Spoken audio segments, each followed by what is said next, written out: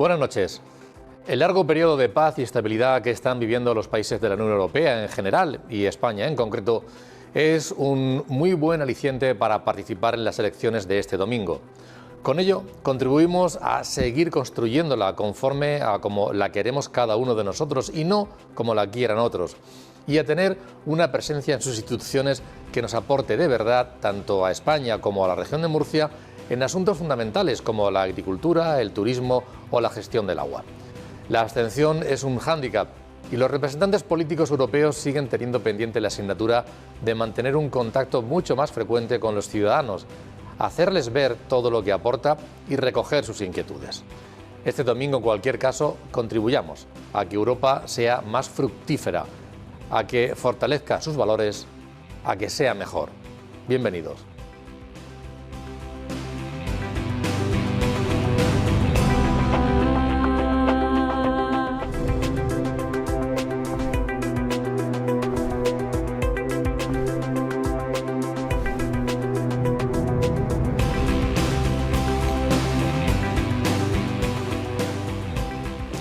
Muy buenas noches. En efecto, cada vez que se habla de las elecciones europeas, cada 5 años, parece que son las menores, ¿no?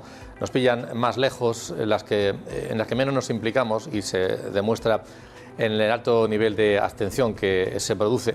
Pero no lo son, y no lo son porque cada vez vemos más, estos últimos años especialmente, cómo se toman muchas decisiones allí que son determinantes para nuestro país, o por lo menos marcan unos límites importantes respecto de España o también de la región de Murcia. Hablamos también de financiaciones importantes, cada vez más evidentes.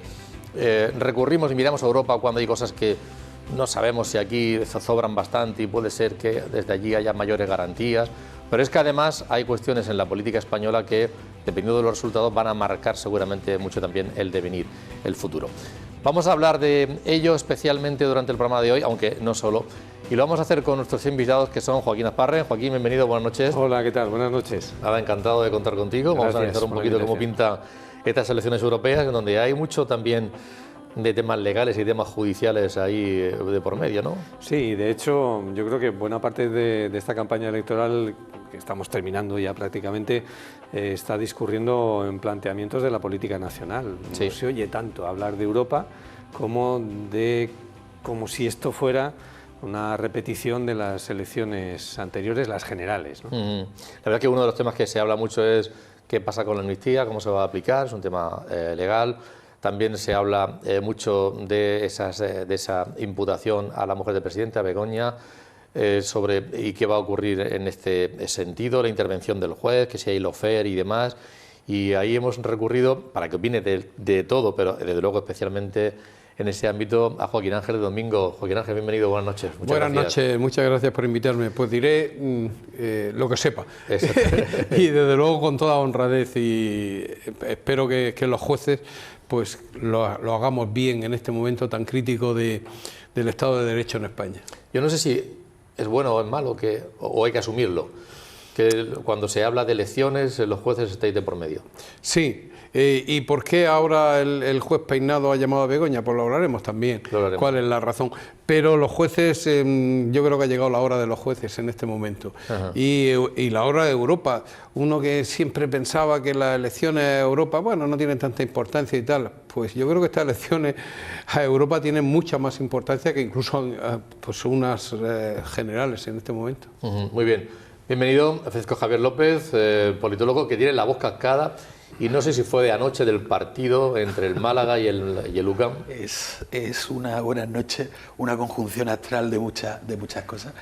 Y obviamente, bueno, felicitar hoy al equipo de la casa, al UCAM, porque es, yo creo, un hito, no solamente para la historia del club, sino del deporte, de la ciudad, de la región. Y de la región. Y obviamente la Garganta, yo creo que de aquí al próximo domingo, que esperemos que lleguemos para Madrid de recuperar. Yo creo que sí, yo creo que sí. Ahora lo único, perdón a los telespectadores, porque la voz irá y vendrá, pero bueno. Muy bien. Joaquín, ya hablando, para enmarcar, elecciones europeas, por hablar de Europa durante unos minutos, sí que es importante y hablamos de que, yo apuntaba, tenía por aquí una anotación de que hay una cantidad muy importante de leyes más de la mitad de los últimos 5 años tienen su origen, emanan de alguna manera de Europa. Pero es que también hablamos de financiación para muchas cosas, desde los alumnos Erasmus que van de un lado para otro continuamente, en las universidades, financiación para infraestructuras, es decir que sí que hay un peso importante.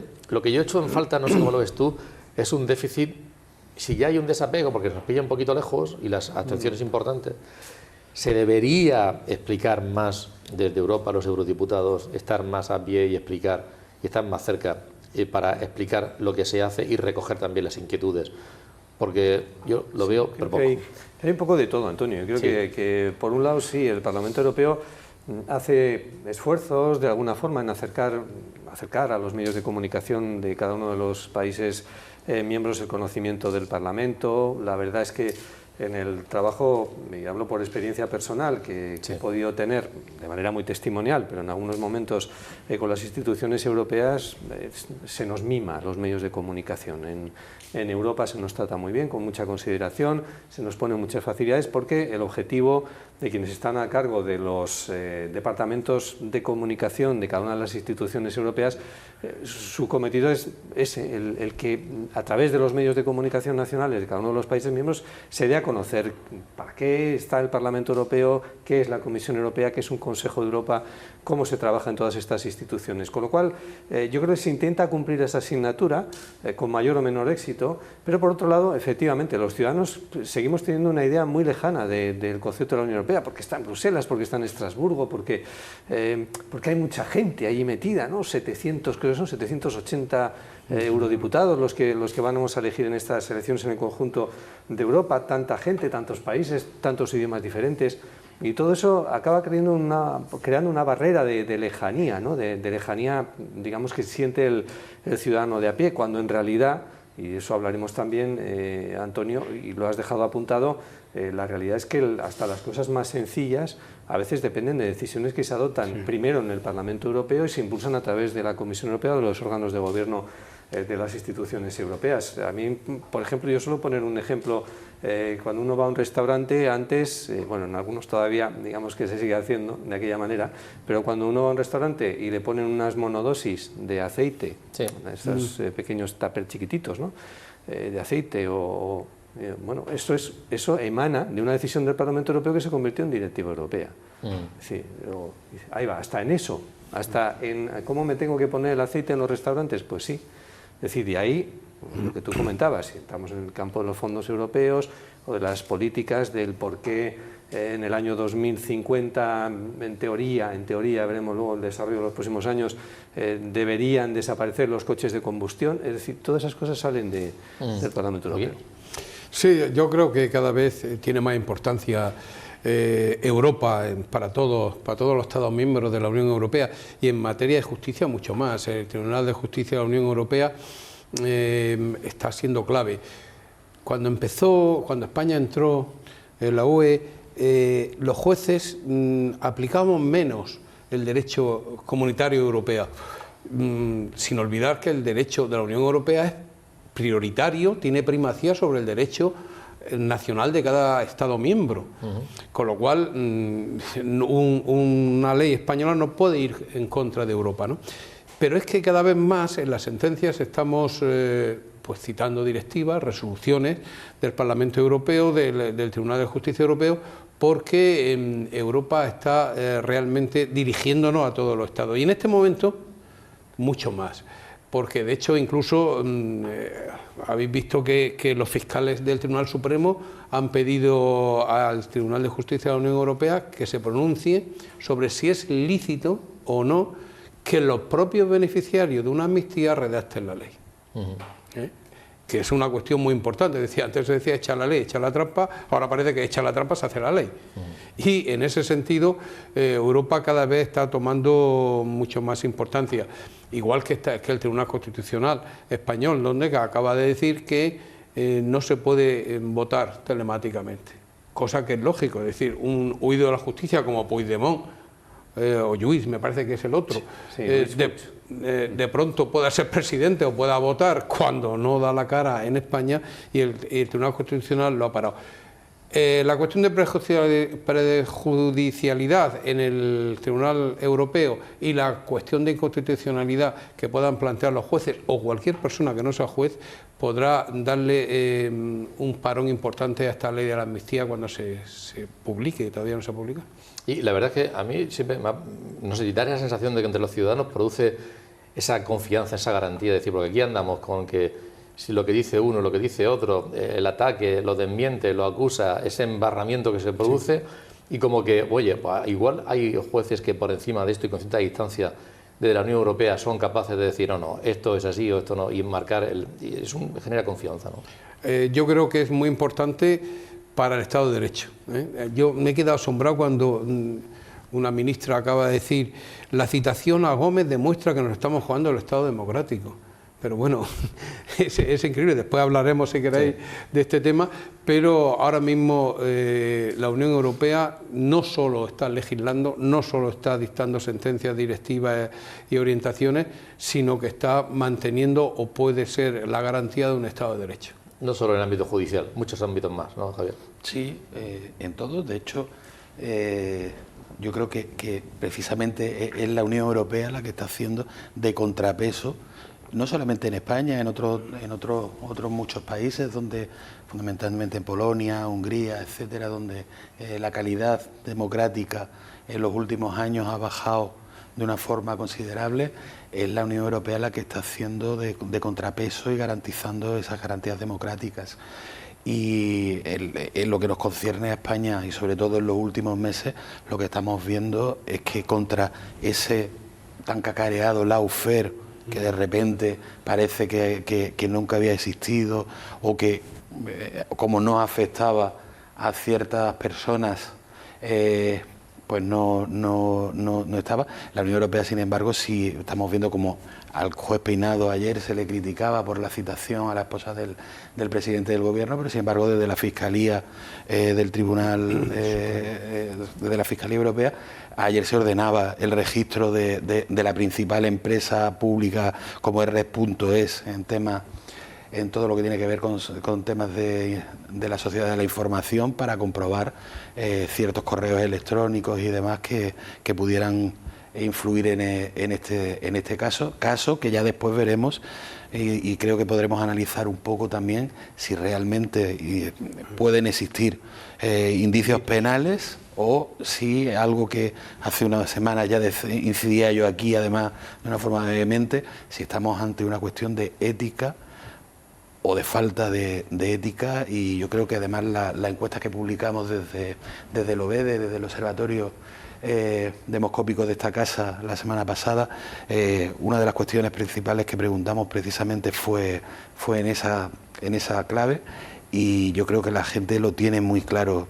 Aquí ya no estamos hablando solamente de indicios penales, sino que lo que estamos viendo es que nuestra clase política y en especial fundamentalmente las personas que están dirigiendo el gobierno de este país están dejando la ética aparcada y identificando las instituciones e identificando el Estado como su acción personal.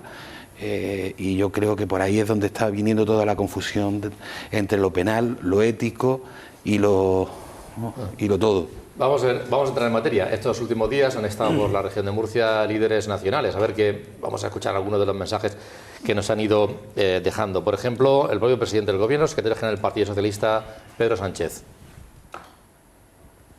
Así que aquellos como el Partido Popular y como Vox, que se oponen a los fondos de recuperación que nos están permitiendo reindustrializar en verde nuestro país, recuperar parajes como el Mar Menor, crear empleo y crecer económicamente en un contexto geopolítico tan difícil, yo no sé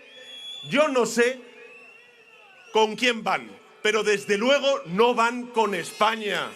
No van con España porque no se alegran de los éxitos de España que hemos alcanzado todos juntos durante estos difíciles 6 años.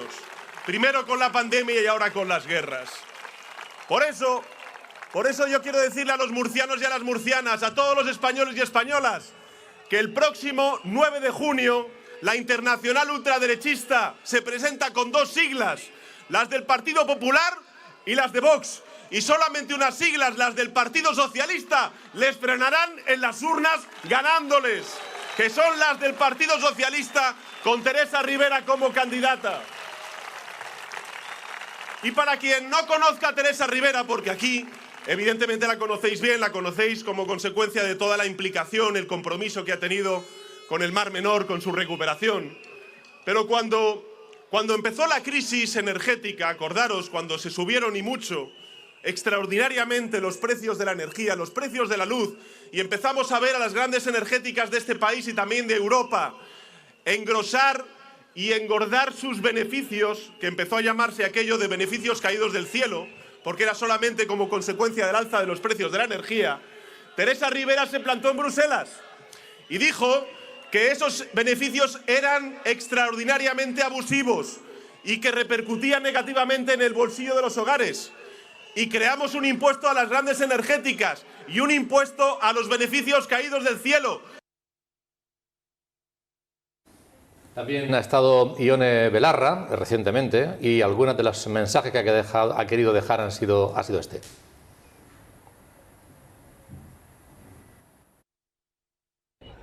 Nos estamos jugando mucho aquí en España. Lo que nos jugamos el próximo domingo es si la izquierda se va a volver a poner en pie frente a una derecha que aquí en Murcia conocéis muy bien. El señor López Miras, en este tiempo de gobierno, ha demostrado clarísimamente que es poco más que un comercial del pozo y de las empresas del agronegocio. Es una persona que va a reformar una ley de por sí ya exigua de protección al Mar Menor para proteger los negocios del pozo y asegurar que las tierras donde están esas macrogranjas no se ven protegidas por la propia legislación que aprobó el Partido Popular. Alberto Núñez Feijóo ha estado en dos ocasiones, una antes de que comenzara la campaña y otra durante la misma. Amigos, no es casualidad que esta región sea un territorio clave para nuestro partido. ¿Por qué? Porque esta región tiene un buen gobierno, porque esta región tiene buenas alcaldesas y buenos alcaldes, porque esta región es un modelo para el funcionamiento del Partido Popular y porque esta región es el ejemplo de una comunidad discriminada por el gobierno socialista. Sánchez y Rivera, Rivera y Sánchez son un desastre económico para la región de Murcia. Dicen que la mejor que tiene el Partido Socialista para encabezar la candidatura es Rivera. Imaginaros cómo serán los demás. Si esta es la mejor, mejor no leer el resto de los compañeros y compañeras que le acompañan. Es el momento de plantar cara, sí. Porque si tú no defiendes lo tuyo, no esperes a que vengan a defenderlo los demás. Valencia tenía un problema, no lo dejaban ampliar el puerto.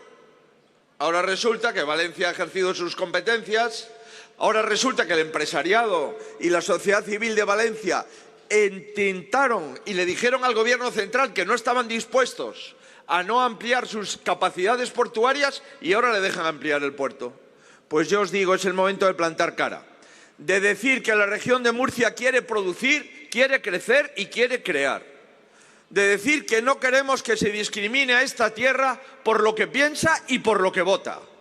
De decir alto y claro que basta de esta política que penaliza a la gente que trabaja, a la gente que crea empleo y a la gente que cree en la prosperidad. Es el momento de decir basta ya. Vamos a votar claramente el 9 de junio y vamos a que se nos escuche con nuestra respuesta en las urnas. Y Santiago Abascal, por ejemplo, también de Vox, ha estado en la región de Murcia. El gobierno siempre está en contra de la prosperidad, especialmente allí donde no gobierna. El gobierno intenta dinamitar cualquier posibilidad de que se prospere en el campo, de que se prospere en la industria, porque el gobierno no representa los intereses de los españoles. El gobierno no tiene aliados internacionales, el gobierno tiene amos. Uno de ellos es Mohamed VI, que es al que sirve Pedro Sánchez. Aún no sabemos a qué se debe su cambio de posición en el Sáhara, no nos lo han explicado y parece que no nos lo van a explicar, pero entendemos que todas las decisiones que toma el gobierno, desde la voladura de centrales térmicas que después son levantadas en Marruecos, hasta la voladura de presas que luego son también levantadas en Marruecos, hasta la oposición a un plan hidrológico nacional para que luego se haga un plan hidrológico en Marruecos con dinero de los españoles y de los europeos. Yo creo que pone bien claro sobre la mesa cuáles son los intereses que defiende el gobierno y no son los de España. Es tan evidente que no quieren hablar de lo que ocurre en Europa, de lo que se vota en estas elecciones, de lo que pasa a los europeos, que el mentiroso del presidente del gobierno ha enviado a sus ministras a difamar a Vox, a decir que nosotros queremos a las mujeres atadas a la pata de la cama. Es tan evidente que no quieren hablar de Europa que el presidente del gobierno dijo ayer o el feminismo o Abascal. Es una afirmación tan insultante, tan fácil de rebatir, como pedirle al presidente del gobierno que explique por qué desde que llegó las violaciones a mujeres se han multiplicado por 3 en España. Que explique por qué avanza en esa política migratoria que consiste en traer personas procedentes de países islámicos que no respetan a la mujer, oleadas de inmigrantes.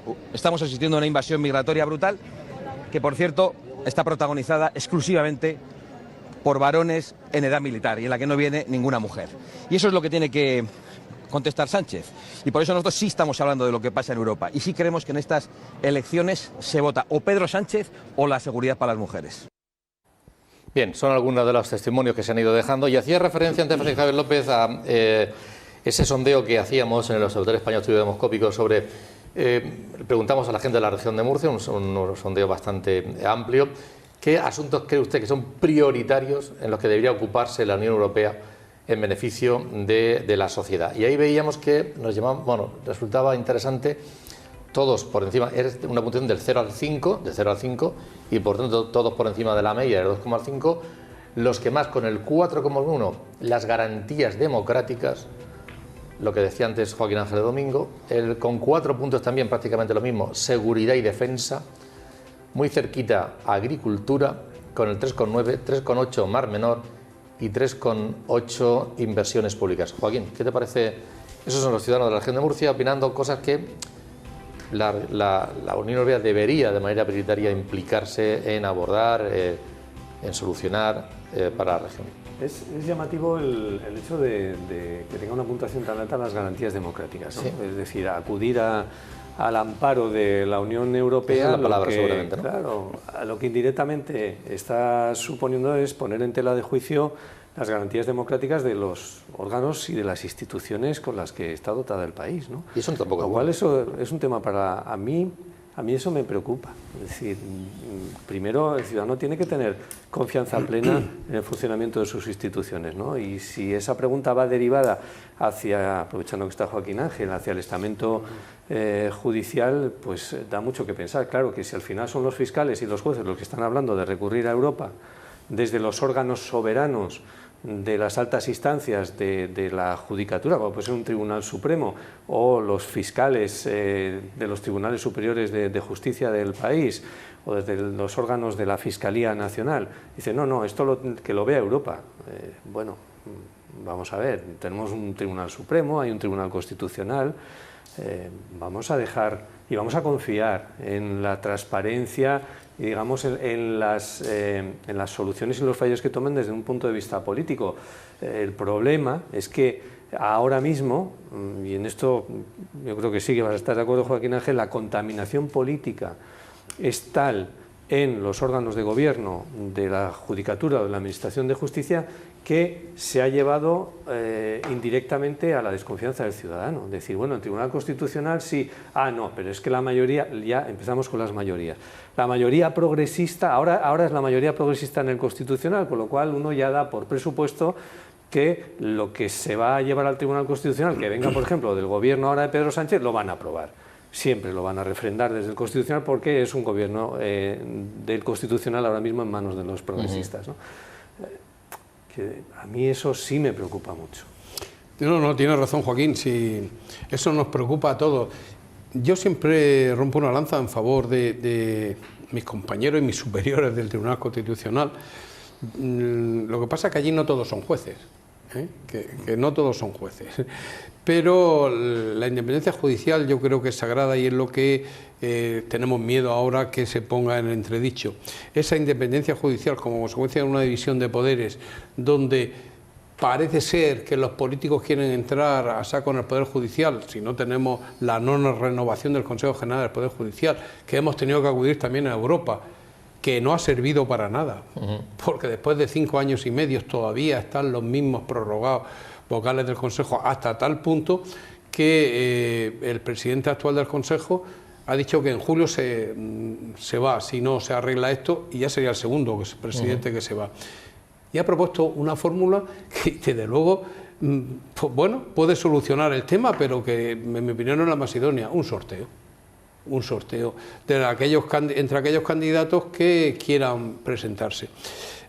Lo triste de todo esto es que el ciudadano piensa que estamos politizados los jueces, y los jueces, la justicia, no está en el Consejo General del Poder Judicial. Si me apuran mucho, tampoco en el Tribunal Constitucional, donde solo llegan cuestiones muy puntuales referentes a la Constitución. La independencia está en el juzgado de Molina, en el juzgado de Murcia, en el juzgado de Mula. Esos jueces que están en el frente de batalla, esos no se compran ni se venden ni son políticos, y esa es la independencia judicial que tenemos que mantener. ¿Por qué nosotros tenemos ahora una esperanza en Europa? Porque, vista la ley de amnistía, el principio de igualdad puede saltar por los aires del ciudadano español, y eso es un artículo importante de la Constitución, el 14 concretamente. Y por eso tenemos la esperanza de que Europa diga: señores, todos somos iguales ante la ley, señores, hay una independencia de poderes en España, hay un Estado de Derecho, y si no se soluciona en España, pues Europa tendrá que decirle lo que hay que hacer. Esos temas, la prioridad. La prioridad, pues obviamente lo que nos pone el punto focal es que la preocupación fundamental de la ciudadanía ahora mismo está en esas garantías democráticas. La sociedad percibe como nuestra democracia o nuestro sistema democrático está en peligro, porque lo normal sería que, por ejemplo, el que ha quedado como último punto, que es las inversiones. Es decir, España, desde que entramos primero en la Comunidad Económica en el año 87, hasta ahora hemos sido uno de los grandes países receptores de fondos europeos que han permitido nuestra modernización. Y realmente debería ser lo que más importe, tener una financiación para poder seguir manteniendo la modernización del país. Sin embargo, vemos que no, que son dos aspectos claves, como son las garantías democráticas y, por otro lado, con el conflicto bélico en el este de Europa, en los temas de seguridad. Es decir, la sociedad sí está preocupada porque ve que hay un riesgo, por un lado, en cuanto a garantías democráticas, y por otro lado que la seguridad en Europa, hoy que además se cumple el 80 aniversario del desembarco de Normandía, vemos que una guerra en Europa, como ocurrió hace 80 años, no es un escenario tan descartable como lo podía hacer hace 5 o 10 años. Todo esto lo que también nos lleva a pensar un poco es que, aunque vemos, como empezó comentando Joaquín al principio del programa, esa lejanía de las instituciones europeas, sin embargo la ciudadanía sí se tiene ya asimilado, después de más de 30 años de pertenencia de España a la Unión, que la Unión Europea es el paraguas que nos protege de esas incertidumbres económicas, de esas incertidumbres contra esos peligros contra la democracia. Incluso, fíjate que el Parlamento que va a salir presumiblemente el domingo de las elecciones va a ser el menos europeísta en los últimos años, porque el avance de partidos que no son europeístas o que en cierta medida creen que la construcción europea debe frenarse va a ser bastante amplio. Eso lo veremos después un poco más adelante si quieres, pero tenemos esa disyuntiva. Por un lado, creemos que Europa es un paraguas que nos puede salvar de muchas cosas, pero al mismo tiempo también crece el euroescepticismo. Uno de los asuntos que ha irrumpido con fuerza, se sabía ya, pero evidentemente va cobrando cada vez más protagonismo, es el de la imputación a la esposa del presidente del Gobierno y secretaria general del Partido Socialista, Begoña Gómez. Esto de la carta con las redes sociales, yo no sé cómo tú lo ves, Joaquín. Yo lo veo como un arma de doble filo. Por una parte es una manera de comunicar directamente con los ciudadanos por las vías, digamos, institucionales, ¿no? Un medio de comunicación oficial y demás. Eso lo hace con redes sociales, parece más directo, más cercano. Eso seguramente pretende movilizar al electorado, ¿no? El electorado de izquierda.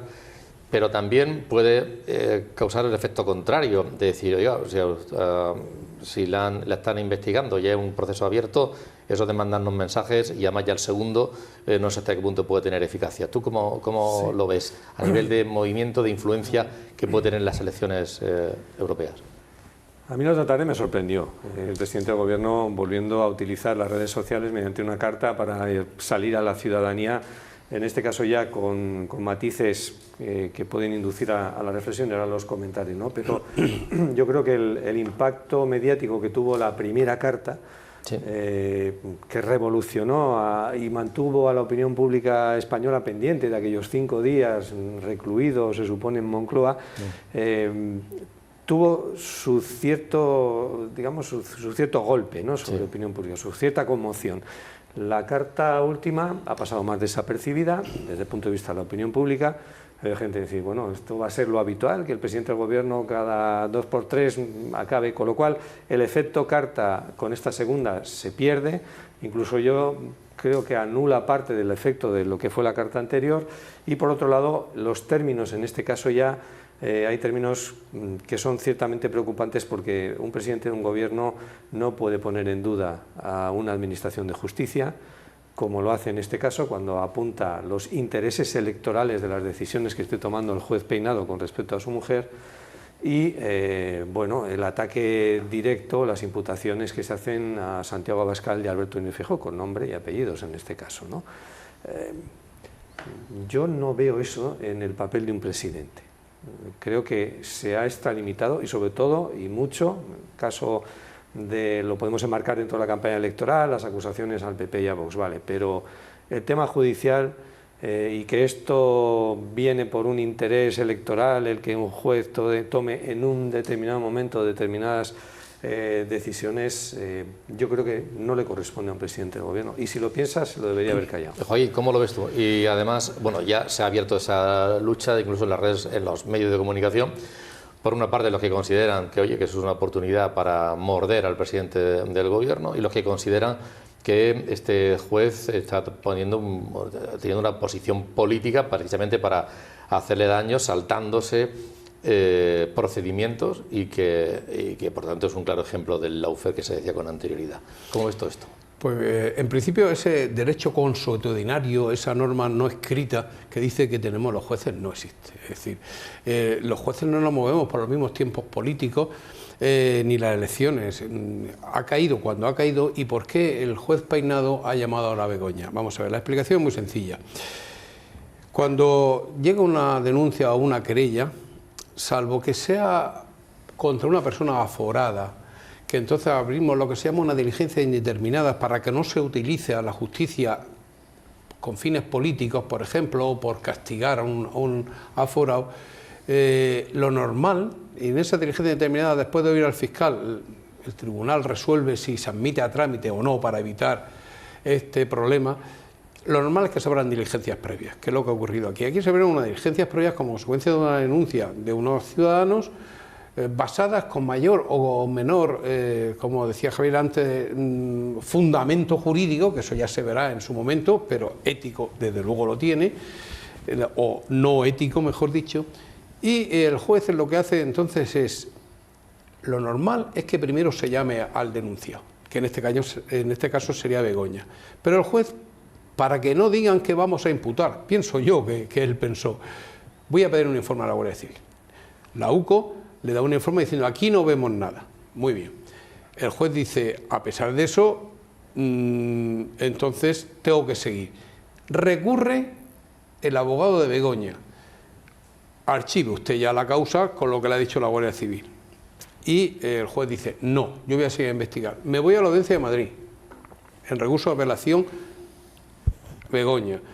Y la Audiencia de Madrid le dice, no, siga usted investigando. Pues el juez no tiene más obligación que seguir investigando. Igual es el siguiente paso, después de que la Audiencia de Madrid le ha dicho que investigue, es llamar a la denunciada. Esa es la historia, porque incluso los testigos siempre van detrás de la declaración de la denunciada, pero es que en este caso el propio abogado de la denunciada ha dicho que se retrase la declaración testifical, con lo cual es que no había más remedio que llamar a Begoña. El juez, desde luego, estoy convencido, y yo no lo conozco personalmente, que no está pensando si influye en las europeas o no, porque lo que va a hacer es que declare simplemente una denunciada, que eso va a llevar como consecuencia una testifical y un archivo de las actuaciones o un continuar por un procedimiento abreviado.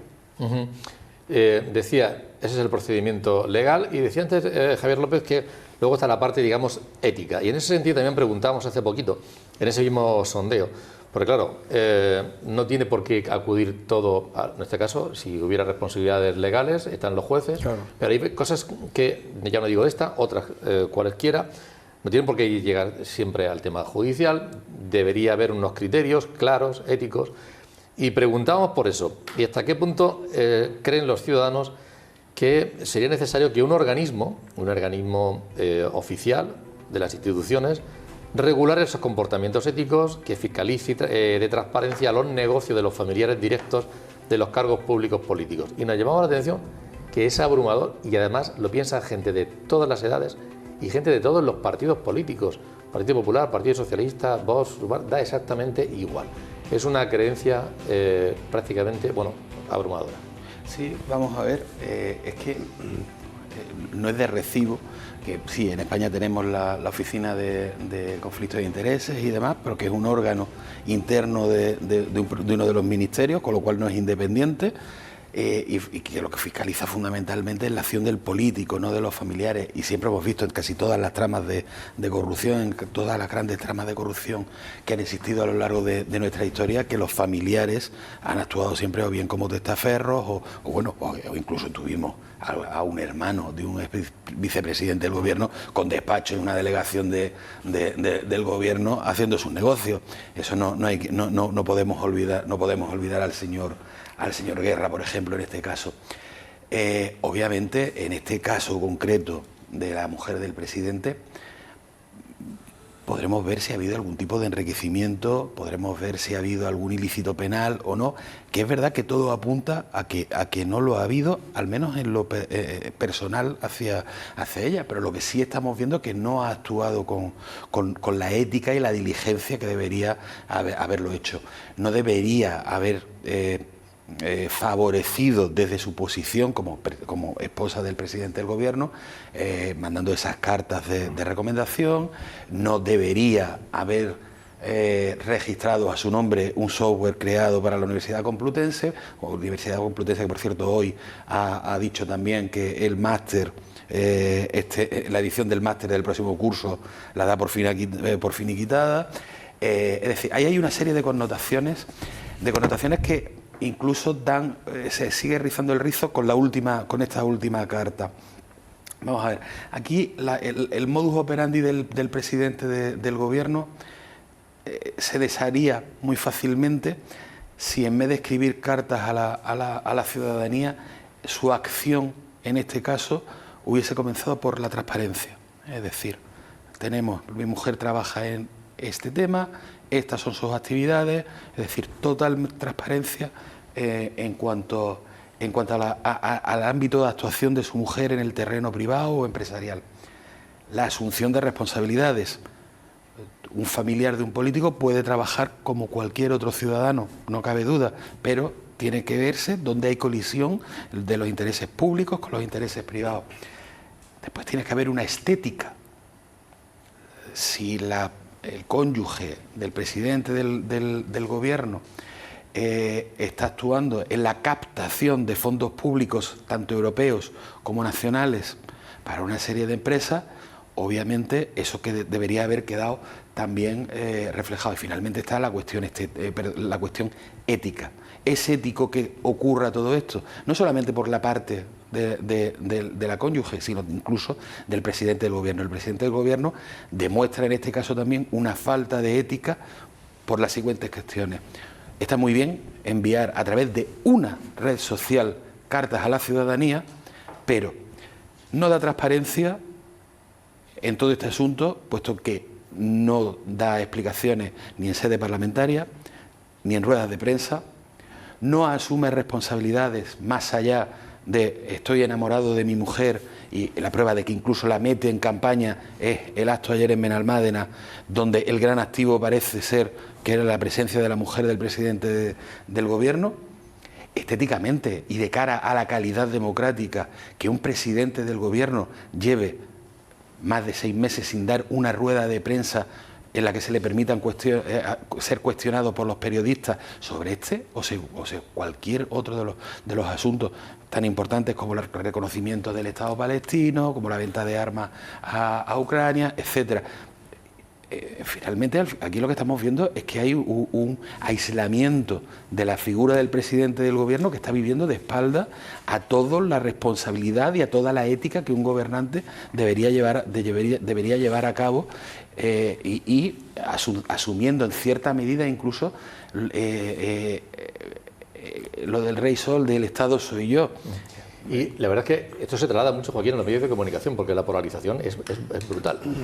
Dependiendo de este asunto, donde lo veas, pues el enfoque, la responsabilidad o el dedo se señala a un sitio o a otro. Sí, bueno, los medios de comunicación, evidentemente, bueno, salvo los medios de comunicación públicos, los que se les supone que deben mantener lo que es, digamos, la ecuanimidad entre las diferentes opciones políticas, hay una marcada línea cada vez mayor, además, de editorial, ¿no?, en el funcionamiento de estos medios de comunicación, que funcionan en muchas ocasiones más como empresas por determinados intereses comerciales y empresariales que por intereses, digamos, de ética periodística, ¿no?, a la hora de anteponer unas cuestiones u otras.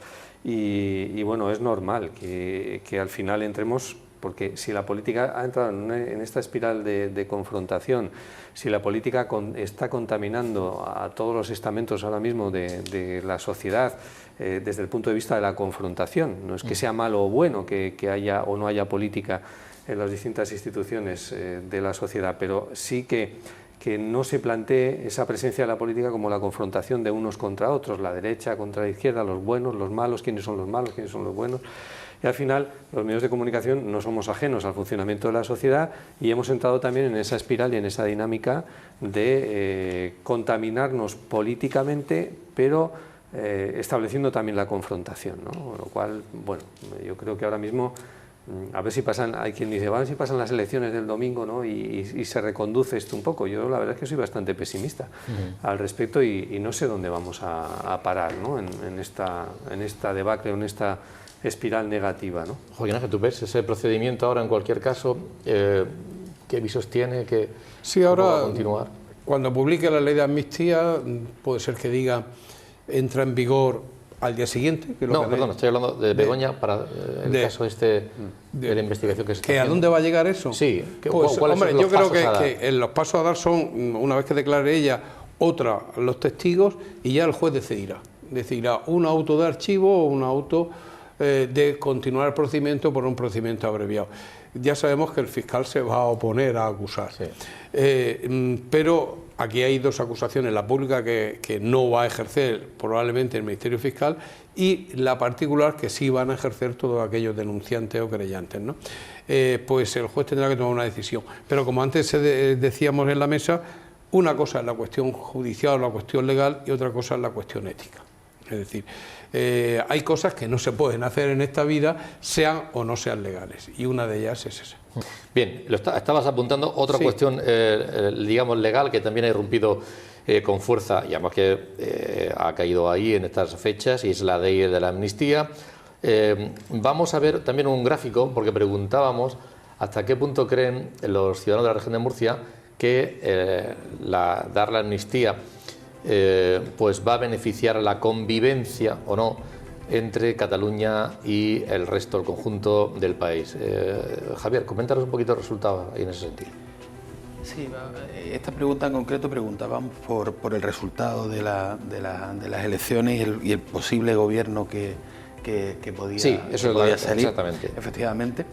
Y es verdad que más del 45% de los ciudadanos encuestados creían que realmente el futuro gobierno que se constituya en Cataluña, no sabemos si encabezado por el PSC o encabezado por Puigdemont, aquí todo puede pasar, no va a servir precisamente para mejorar las relaciones, sino que se van a crear unas relaciones más tensas, puesto que ya estamos viendo que la estabilidad del país del país, del conjunto del Estado, va a depender mucho de lo que ocurra en Cataluña. El gobierno, si hay un gobierno de Salvador Illa, parece que va a estar sujeto, obviamente, también a los intereses de los independentistas, con lo cual va a generar mayor inestabilidad.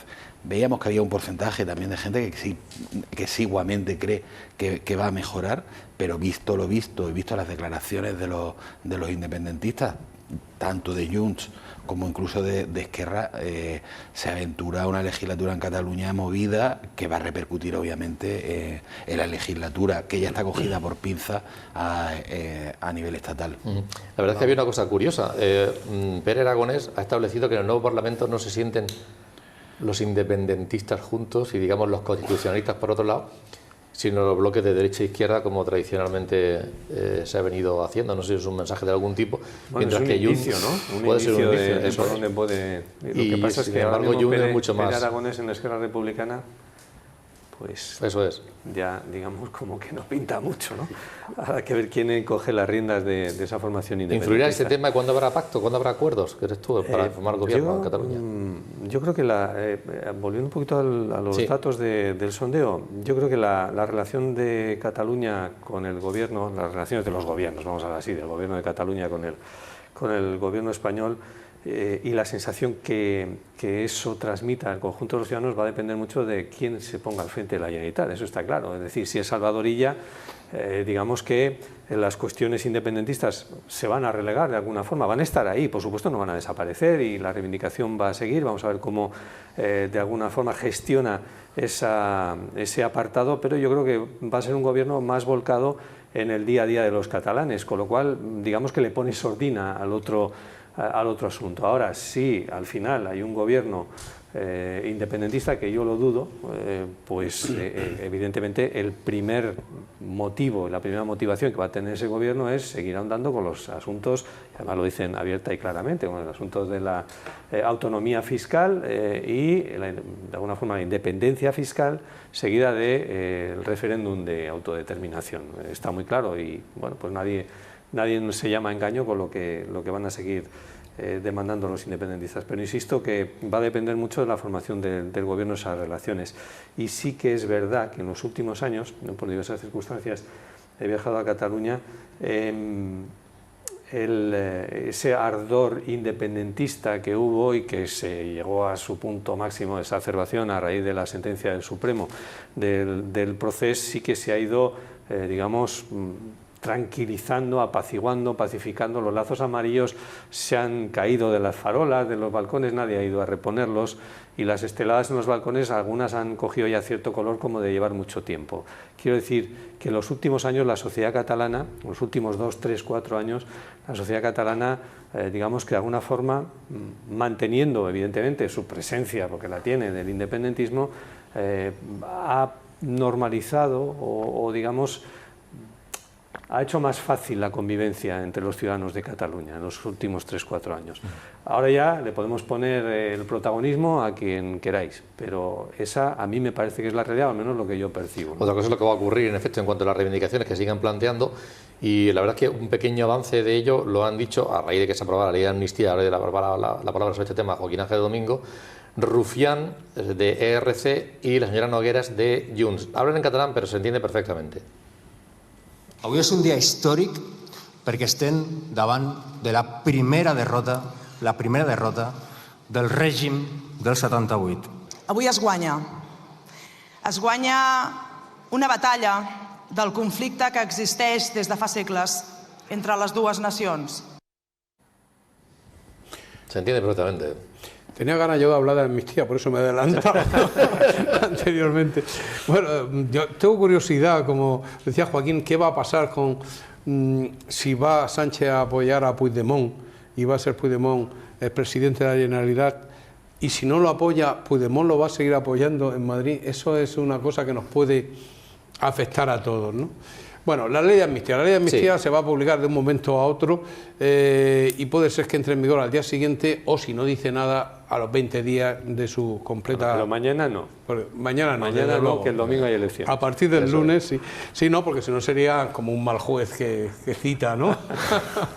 Que la publican antes. Bueno, Pues la ley de amnistía va a tener consecuencias dobles.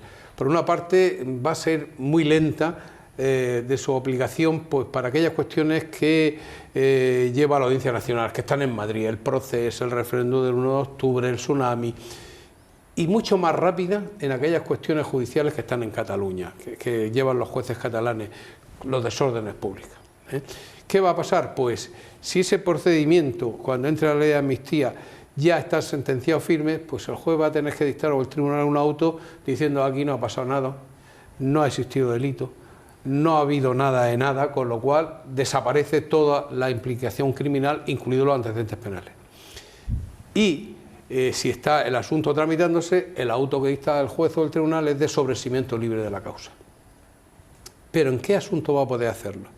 Ya están diciendo los fiscales, malversación, ¿no?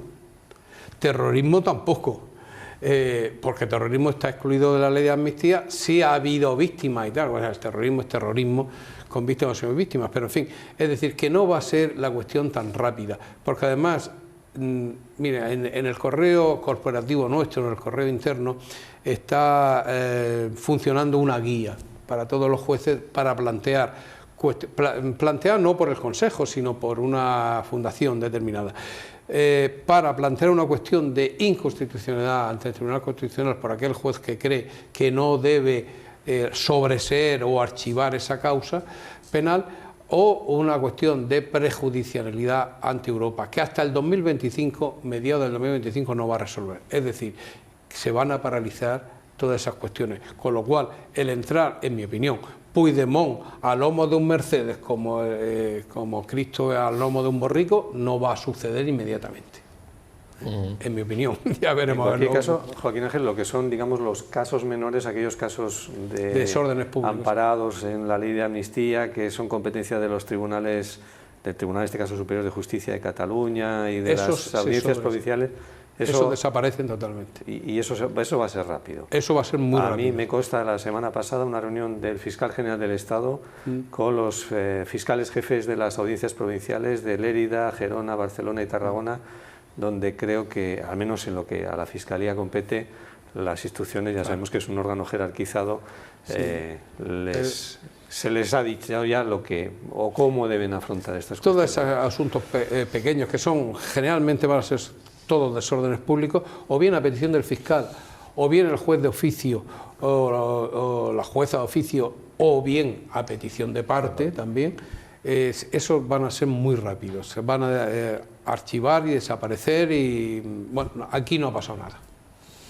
En ese aspecto sí se aplicará la ley de amnistía. Sí, inmediatamente, en cuanto se publique. No en el, digamos, no lo que tenga que ver ya con Supremo, ¿no? Los asuntos de la Audiencia Nacional y del Supremo, esos tres que he citado, tsunami, proceso y referéndum de 1 de octubre, esos tres, el proceso va a ser bastante más lento, creo yo. ¿Europa tiene algo que decir aquí? Muchísimo. Europa nos va a decir si realmente, lo primero, que es como empezábamos el programa, que se lo han preguntado a los fiscales, oiga, ¿puede redactar la ley el que es beneficiario? Eso para empezar. Y Europa va a decir, el principio de igualdad entre todos los españoles, con esta ley desaparece. ¿Por qué? ¿Por qué no el atracador de un banco? Por ejemplo, ¿por qué no, si usted no es catalán y ha cometido estos delitos, sí no se beneficia y sí se beneficia de la otra manera? En fin, todo eso tendrá que decirnos Europa. El otro día, si me permites, Antonio, escuchaba a un jurista que decía que antes de que se recurra a la Unión Europea, lo procedente sería recurrir al Constitucional, porque una respuesta que se puede encontrar por parte del Tribunal Europeo a quien demande directamente o a quien apele a esa instancia va a ser, oiga, mire, arréglenlo ustedes primero en casa y si no se arreglan en casa ya pero ¿sabe lo que va a pasar? Aquí. Lo que puede pasar, Joaquín, es que el Tribunal Constitucional diga, hasta que no se pronuncie el Tribunal Europeo yo no resuelvo. Y entonces vamos a tener las mismas, o sea, al final va a ser el TJUE. Yo, de hecho, sobre lo que estáis apuntando, Sergio Oliva, que es representante portavoz de la Asociación Judicial de Francisco de Vitoria, nos ha hecho una pequeña aportación, vamos a escucharlo. Estamos ante un texto que crea inseguridad jurídica, porque no ofrece claridad, precisión y la taxatibilidad sobre lo que son delitos o no amnistiables. Lamentamos profundamente que se hayan desoído las críticas y las alertas de muchos juristas durante la tramitación parlamentaria. El texto es perverso porque busca trasladar al Poder Judicial la decisión y la determinación de qué conductas son amnistiables con una narrativa intencionadamente confusa, ambigua y que será susceptible de variadas interpretaciones, todas ellas potencialmente válidas. En consecuencia, cuando alguna interpretación potencialmente válida sea parte de los intereses independentistas del momento, inmediatamente será tildada como prevaricadora. Sí. Tiene razón, además esa confusión de la ley no sé si ha sido intencionada o no, probablemente no han querido decirlo todo muy claro y por eso tuvieron que retirarla y volverla a plantear nuevamente, ¿no? Pero por eso decíamos, o el Tribunal Constitucional, como decía Joaquín, o el Tribunal Europeo, los que a la postre van a tener la palabra en este asunto. Y los jueces, pues estamos obligados a cumplir la ley, es decir, nosotros no tenemos cláusula de conciencia alguna, nosotros no podemos negarnos a aplicar la ley, pero sí podemos plantear una cuestión que nos parece que va en contra de la Constitución española o del derecho europeo. Bien. Sí, en este caso yo creo que probablemente va a haber, decíamos, las dos vías, recursos al Constitucional, pero por un lado y por otro lado habrá, porque aquí, como decíamos, no solamente van a ser los propios jueces los que pueden plantear esas cuestiones de constitucionalidad, incluso las comunidades autónomas. Decía un miembro del Gobierno central el otro día que quién eran las comunidades autónomas para plantear un recurso de aunque lo diga la ley. Efectivamente, pues mire usted, porque lo que estamos viendo es que hay un quebramiento del artículo 14 de la Constitución en el que se rompe la igualdad entre todos los españoles, por las cuestiones que aludía antes Joaquín Ángel. Pero es que no solamente pueden ser los presidentes de las comunidades o los parlamentos autonómicos los que puedan plantearlo, que podrán plantearlo desde distintas asociaciones, incluso hasta ciudadanos particulares que vean que ha habido algún acto lesivo hacia sus derechos. Por eso, ¿por qué a la familia Pujol se le va a enmarcar dentro de esa amnistía y sin embargo otro señor que haya defraudado igual y en el mismo tiempo que los Pujol no van a ser amnistiados? Son sinvergüenzas ambos, pero tienen los mismos derechos, por ejemplo, ¿vale? Con lo cual, aquí vamos a ver que va a haber un retraso bastante considerable en la aplicación, fundamentalmente, pues como decía, en los casos que están tanto en la Audiencia Nacional como no tanto en Cataluña, porque en Cataluña es verdad que lo que están son las cosas pequeñitas, entiéndase, desórdenes públicos y tal, que hubo casos, bueno, incluso por ejemplo, los policías que estuvieron actuando aquellos días, ya algunos ha anunciado que va a ejercer algún tipo de recurso. Oiga, aquí no hubo terrorismo, yo estoy jubilado porque me dejaron lisiado completamente. Es decir, aquí va a haber una serie de componentes que no solamente van a ser judiciales, sino a nivel social y obviamente, y eso enlaza también con lo que veíamos, la ley de amnistía no va a servir para mejorar las relaciones entre el independentismo y el resto de personas que formamos parte del Estado español, sino todo lo contrario, porque lo que estamos viendo es que se rompe ese principio constitucional de igualdad, y yo creo que aquí probablemente el Tribunal Constitucional, como bien decías, va a ser el más cauto, el que va a tardar más, intentando que sea la Unión Europea la que primero le ponga el cascabel al gato. Bueno, pues lo vamos a ir viendo. Joaquín, el domingo hay elecciones, por cierto que hasta las 11 de la noche no se pueden dar resultados. 11 de la noche, por Italia. Por Italia los colegios electorales más tarde y no se van a... Pero bueno, cuando sean las 11 de la noche... Lo sabremos todo de golpe. Claro. Eso es. Aquí ya no habrá goteo. Lo que nos va a pasar, hace 5 años... Teníamos en este plató el programa porque coincidió con las autonómicas, las municipales, y ya cuando nos entraron las europeas, que estábamos ya esperando, prácticamente teníamos todos los resultados. Lo importante aquí va a ser que cómo se van a montar los relatos en cuanto a los resultados en clave nacional, puesto que tan solamente el gobierno va a ser quien tenga los datos antes. Con lo cual va a poder montar su relato, va a tener 3 horas para montar el relato respecto a la oposición. Los partidos tienen sus apoderados y sus sí, obviamente, pero electorales. Creo que el portavoz todos llevan sistemas. Pues si todos llevan sistemas de comunicación sí, y automáticamente en cada sede de partido nacional. Más o menos se puede saber, porque al final en la Junta Electoral Central están los representantes de todos los partidos, pero es verdad que los datos oficiales los va a conocer Indra, que es la empresa pública que gestiona todo el sistema informático de recolección de datos, y el Ministerio del Interior, que será quien lo ofrezca a las 11 de la noche. Bueno, ojalá que no haya tanta abstención como apuntan los sondeos, porque es verdad que en las anteriores elecciones, al coincidir con las autonómicas y municipales, hubo una movilización muy importante y se participó mucho. En esta ocasión, la previsión es que puede ser incluso 7 puntos más la abstención que en aquel momento, y eso no sería absolutamente bueno para nada, por lo que hemos dicho. Es muy importante que demos nuestra opinión, que digamos cómo queremos seguir construyendo Europa, porque cada vez hay más decisiones que se toman allí que tienen que ver con nuestro entorno más cercano, y allí además tendremos gente que recoja nuestro punto de vista. Será muy importante. Bueno, vamos a terminar ya, pero yo me voy a permitir terminar con algo que pasó anoche. Pues sí, con un cierre un poquito especial, porque está afónico de eso. Javier, bueno, vaya, tú tienes el alma partida ahí entre Málaga, que es malagueño. Obviamente yo, mi equipo de juventud era el Unicaja Málaga, el baloncesto Málaga, sí, que era en los 90 el equipo, y yo ayer, bueno, durante toda la eliminatoria que la he seguido, he estado con el corazón partido, porque era el equipo de casa, sí, contra el equipo de mi tierra, el equipo de mi juventud. Ahora, solamente a los seguidores del Unicaja, del UCAM, les pido que tengan en la cabeza la final que jugó Unicaja contra el Fútbol Club Barcelona en el 95, y que no haya un Mike Ashley que falle el triple en el último minuto, y que sí, por favor, vamos a ir todos apoyando al equipo de casa, y a ver si se puede hacer la machada. Es difícil, hablamos de un presupuesto estratosférico contra un equipo humilde, pero yo creo que esa es la grandeza del baloncesto respecto a otros deportes, y yo creo que debemos creer, y el equipo en estas 2 eliminatorias lo ha demostrado, y yo creo que sí caben todavía posibilidades de llevarnos y de traernos la liga para casa. Hay que disfrutar del momento y ya veremos qué ocurre en el futuro, ¿no? A mí me pasó ayer igual que en la final de la Champions. Cuando iba al Madrid jugando más, quité la televisión. Cuando iba perdiendo, y al final, cuando uno marcaba gol y el otro se iba de 9 puntos, lo puse y ya disfruté mucho más.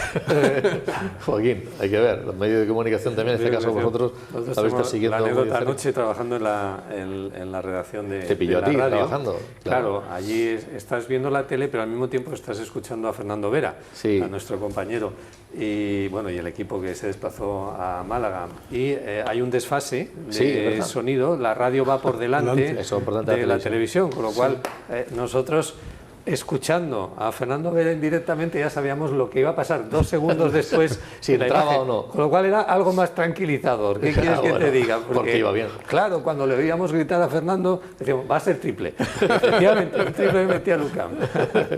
Bueno, vamos a terminar con algo francamente bonito. Enhorabuena a todos, a toda la región de Murcia, porque además la proyección que está ofreciendo el UCAM de baloncesto en España y en Europa está siendo fantástica en beneficio de nuestra región. Volveremos el próximo jueves, Dios mediante, y por cierto, hoy jueves habría cumplido años José Luis Mendoza, así que vaya regalo. Buenas noches.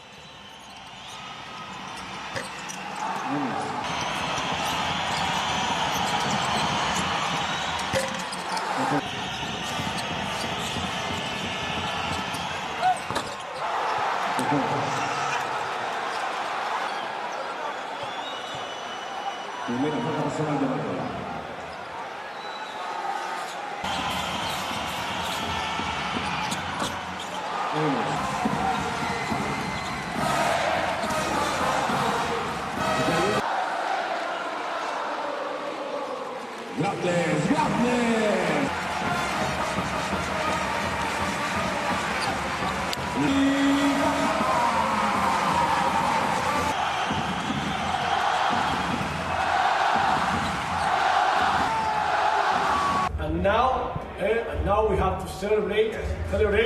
Let's go!